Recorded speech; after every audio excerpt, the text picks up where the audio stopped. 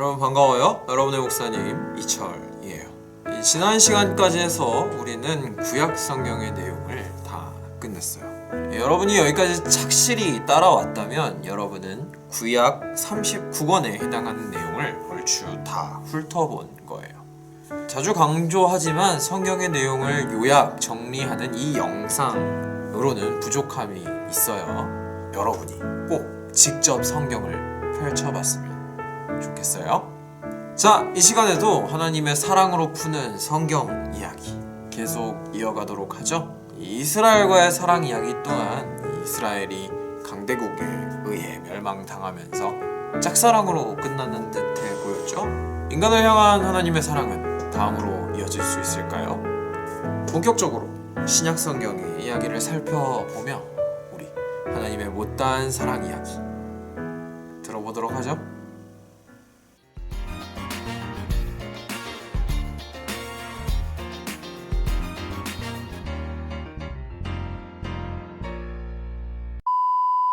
이스라엘이라는 나라가 양분되고 양분된 나라가 각각 강대국의 손에 멸망당한 이스라엘을 지배하던 강대국 페르시아의 왕 고레스에 의해 해방되어 고향으로 돌아와 나라를 재건하기까지의 이야기를 구약성경은 증언하고 실은 구약성경과 신약성경 사이에는 신구약 중간기라 하는 긴 암흑기가 있었어요. 그러니까 성경은 아주 긴 시간을 침묵하고 있다는 거죠. 구약성경과 신약성경 사이에 어떤 일이 벌어졌는지는 외경이라 하는 책에서 살펴볼 수 있지만 여기서 다루지는 않을게요. 여기서는 짧게 구약과 신약 중간에 있었던 이야기를 요약해볼게요. 이스라엘이 고향 땅에 돌아간 시대에는 거대한 영토를 하나의 왕조 아래 통합한 거대 제국의 시대라 할 수 있었어요. 이러한 거대 제국은 엄청 넓은 땅덩어리를 관리해야 했기에 정치적으로 많은 문제들이 있었어요. 가장 큰 문제는 변방, 다시 말해 제국의 수도와 멀리 떨어진 영토의 끄트머리 땅을 관리하는 일이었어요. 고대엔 교통이나 통신이 제대로 발전되어 있지 않았기 때문에 만약 변방에 위치한 지역에서 반란이 일어나거나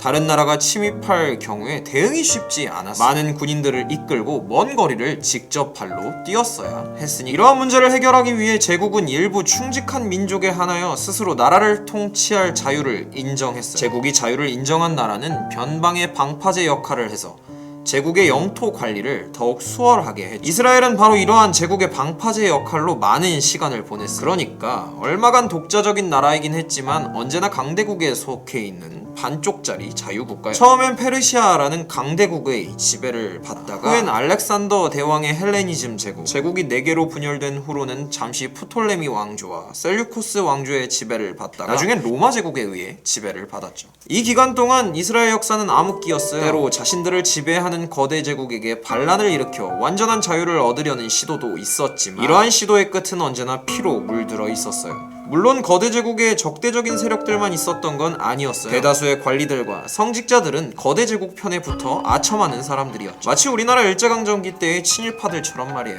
상황이 이렇다 보니 일부 이스라엘 고위급 인사들을 제외한 대다수의 백성들은 힘든 하루하루를 살 수밖에 없었어요. 전쟁과 반란은 계속 이어졌고 살림살이는 더 궁핍해 거대 제국의 횡포는 거듭되어 신앙은커녕 생계도 유지하기 힘든 시대가 이어졌죠. 이런 상황에서 이스라엘 백성들은 패망 전 하나님께서 예언자들을 통해 하신 말씀에 귀를 기울이기 시작했어요. 예언자들은 언젠가 이스라엘에 한 왕이 나타나 이스라엘 땅을 구원할 거라 예언했어요. 제대로 된 정치 지도자가 필요했던 이스라엘 백성들은 이 예언을 듣고 자연스레 먼 옛날 이스라엘의 전성기를 이끌었던 최강의 영웅왕 다윗을 떠올려 예언자들이 예언한 바로 그 이스라엘의 왕을 일컬어 메시아 곧 기름 부은 받은 자라 부르며 메시아의 등장을 기다렸죠. 과연 하나님께서는 메시아를 보내주셨어요. 하지만 사람들이 생각한 메시아와는 다른 이스라엘의 왕이 나셨죠. 폭력과 무력을 통한 이스라엘의 구원이 아닌 사랑과 평화를 통해 이스라엘을 구원하실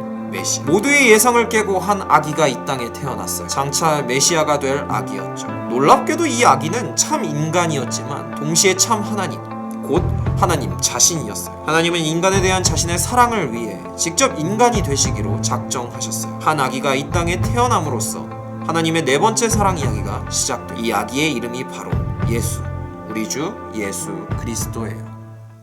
오늘날도 참 힘든 시대죠? 코로나19라는 전대미문의 상황 속에서 어쩌면 우리는 이스라엘 백성들처럼 반쪽짜리 자유를 누리며 사는지도 모르겠어요. 코로나를 언급할 필요도 없이 여러분을 괴롭히는 문제들이 한두 개쯤 있을 거라 생각해요.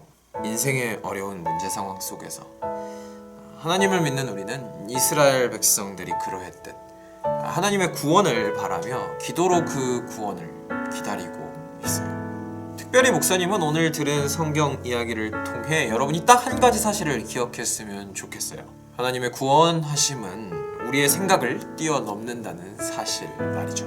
당대 이스라엘 사람들은 메시아 하면 이스라엘을 무력으로 구원할 이 다윗 같은 정치 지도자를 떠올렸어요.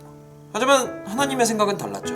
하나님께서는 예수님과 같은 메시아, 곧 사랑과 평화의 메시아를 보내셨어요. 우리의 경우도 마찬가지라 생각해요. 우리는 지금 무엇을 바라고 있나요? 우리가 바라는 바가 하나님께서 바라시는 바와 같을까요? 혹시 우리가 생각하는 구원보다 더 큰 구원을 준비하고 계신 건 아닐까요? 당대 이스라엘 백성들은 이스라엘을 구원하실 왕으로 하나님께서 직접 오시리라고는 꿈에도 상상할 수가 없었어요. 마찬가지로 우리에게도 상상조차 할 수 없는 그런 구원이 기다리고 있을 거라고 여러분이 확신했으면 좋겠어요. 하나님의 더 큰 구원을 기대하며 이 힘든 시기 잘 버텨냅시다. 목사님은 이만 물러갈게요. 여러분 다음 시간까지 안녕.